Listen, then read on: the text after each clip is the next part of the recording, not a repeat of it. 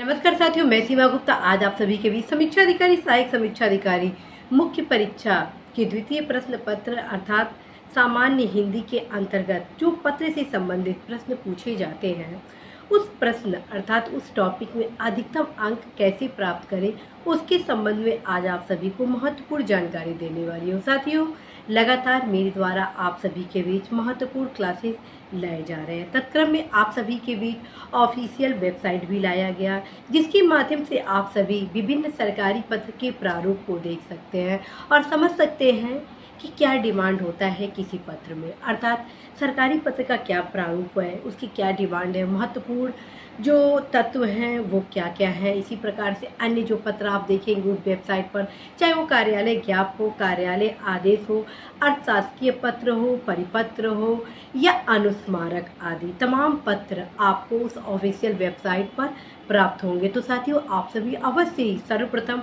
Official website पर जाएं, उन पत्रों के प्रारूप को देखें। उसके बाद जो मेरे द्वारा क्लास आप सभी के बीच लाया जा रहा है सरकारी पत्र के संबंध में, अर्थशासकीय पत्र के संबंध में, परिपत्र के संबंध में, अनुस्मारक पत्र के संबंध में, कार्यालय ज्ञापन के संबंध में, कार्यालय आदेश के संबंध में, प्रतिवेदन के संबंध में या सारणीकरण के संबंध में। उसके बाद आप देखेंगे कि जो भी मेरे द्वारा पत्र आप सभी को उपलब्ध कराए जा रहे हैं वो हूबहू वही पत्र है जो परीक्षा के डिमांड के क्रम में आप सभी से पूछा जा रहा है। साथियों, हमेशा अधिकतम अंक प्राप्त करने के लिए आप वही मार्ग अपनाएंगे जो क्वेश्चन का डिमांड होता है। यदि आप सही प्रारूप में पत्रों को लिखते हैं तो 100% फ्रेंड्स आप सभी अधिकतम अंक प्राप्त करेंगे ही करेंगे। साथियों, आप सभी को अवगत कराना है कि जब मैं स्वयं इस परीक्षा की तैयारी कर रही थी अर्थात समीक्षा अधिकारी, सहायक समीक्षा अधिकारी मुख्य परीक्षा की, तो चूँकि मेरे पास समय का काफ़ी कमी था और उस दौरान मैं मार्केट में गई, 3-4 पत्रों से संबंधित किताबों को लेकर आई और सोची कि सारे पत्रों को मैं तैयार कर लेती हूँ। लेकिन जब मैं 3-4 पत्रों से संबंधित किताबों को खोली तो मैं देखी किसी किताब में कुछ अलग प्रारूप दिया गया है, किसी किताब में कुछ अलग प्रारूप दिया गया है, किसी किताब में कुछ अलग प्रारूप दिया गया है। एक तरह से कन्फ्यूज़न बन गया था कि मैं किसे सही मानूं और किसे सही ना मानूं, क्योंकि जो भी पुस्तक मैं ली थी वो सारे के सारे ऑथेंटिक थे, बट इसके बावजूद उसमें कुछ कमियां थी। तो इस कंडीशन में अर्थात इस कन्फ्यूज़न की स्थिति को मैं दूर करने के लिए सबसे पहले मैं गूगल पे गई, क्योंकि उस समय मुझे ऑफिशियल साइट के बारे में भी जानकारी नहीं थी।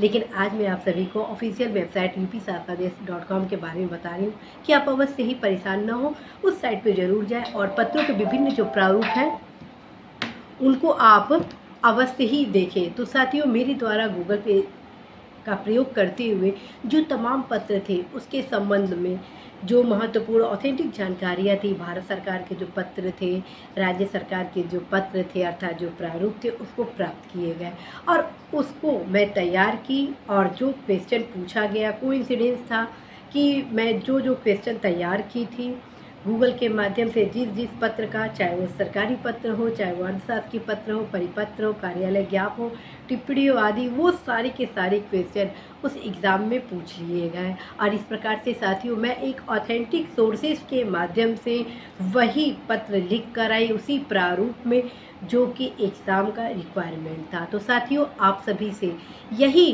गुजारिश है कि आप सभी किताब में जो प्रारूप दिया गया है उस प्रारूप से ज़्यादा भरोसा आप किस पे करेंगे? ऑफिशियल वेबसाइट पर, ठीक है, जो ऑफिशियल वेबसाइट पर दिया गया है। कई लोगों द्वारा जब चर्चा परिचर्चा होती है अर्थात आप ही लोग में से बहुत सारे ऐसे युवा हैं जिनसे बराबर मेरी बात होती रहती है, उनके द्वारा ये कहा जाता है कि मैं तो कोचिंग में क्लास कर रहा हूँ, बट उनके द्वारा यह बताया जा रहा है कि नहीं, ये प्रारूप सही नहीं है और यदि तुम इसको लिखोगे तो इसमें तुम्हारा अंक काट लिया जाएगा। साथियों, आप खुद सोचिए, ऑफिशियल वेबसाइट पर जब ऑलरेडी शासकीय पत्र के वे प्रारूप दिए गए हैं, परिपत्र के वो प्रारूप दिए गए हैं, तो फिर आप कोचिंग द्वारा उपलब्ध कराए भिन्न प्रकार के प्रारूप को कैसे एक्सेप्ट कर सकते हैं?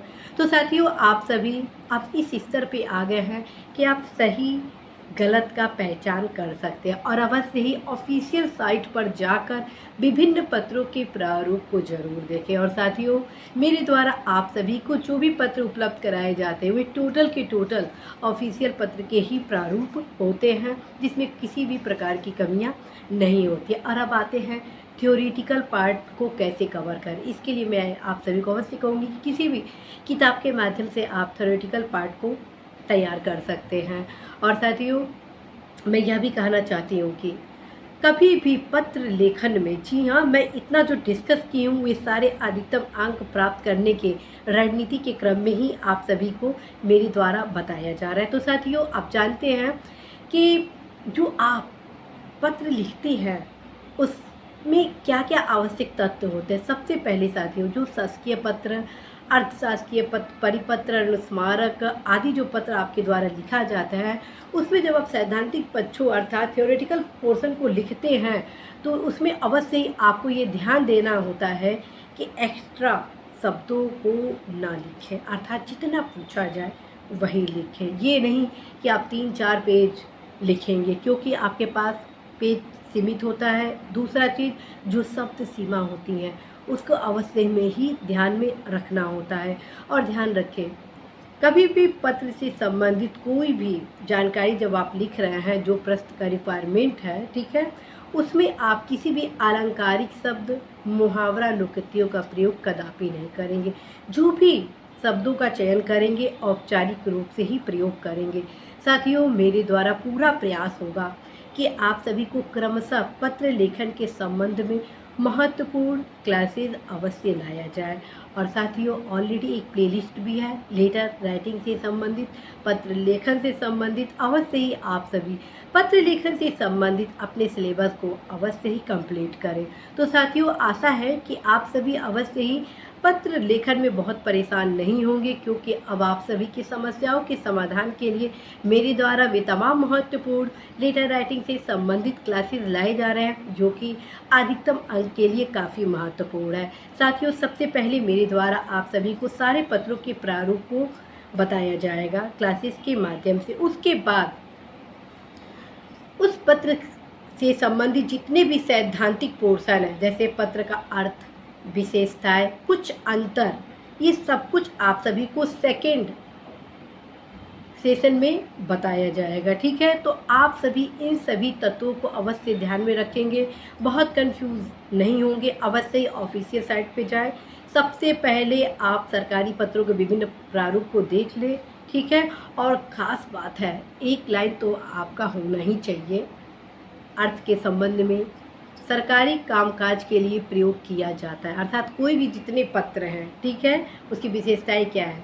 जो भी पत्र आपको आपके इस एग्ज़ाम में पूछा जाता है, चाहे वो सरकारी पत्र हो, अर्थशास्त्रीय पत्र हो, परिपत्र हो, अनुस्मारक हो, कार्यालय आदेश हो, कार्यालय ज्ञापन हो, आपका अन्य जो पत्र हैं उसके लिए आप एक शब्द जरूर प्रयोग करें, एक वाक्य जरूर प्रयोग करें। शासकीय कामकाज के लिए प्रयोग किया जाता है, जैसे मान लीजिए सरकारी पत्र, परिपत्र, किसी भी शासकीय कामकाज के लिए परिपत्र का प्रयोग किया जाता है, ठीक। तो ये चीज़ें आप अवश्य ही ध्यान में रखेंगे। कुछ जो महत्वपूर्ण अंतर है मेरे द्वारा जो क्रमशः क्लासेस लेटर राइटिंग के संबंध में उपलब्ध कराई जानी है, सब आपको बताई जानी है। इसी आशा के साथ साथियों कि आप अवश्य ही सही दिशा निर्देश में अपनी तैयारी को आगे बढ़ाएंगे। मैं सीमा गुप्ता ढेरों शुभकामनाएं आप सभी को देती हूँ। All the best.